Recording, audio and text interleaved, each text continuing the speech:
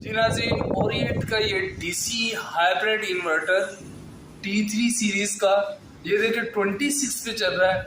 यकीन जाने कूलिंग की इंतहा है, ऐसे जैसे बर्फ। और आउटसाइड टेम्परेचर तकरीबन 42 प्लस भी हो रहा है, लेकिन इसकी कूलिंग कमाल है।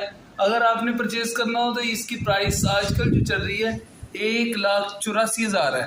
और ये बहुत बड़े कमरे के अंदर, ये देखें बहुत बड़े कमरे के अंदर है, लेकिन फिर भी इसकी परफॉर्मेंस बहुत अच्छी है।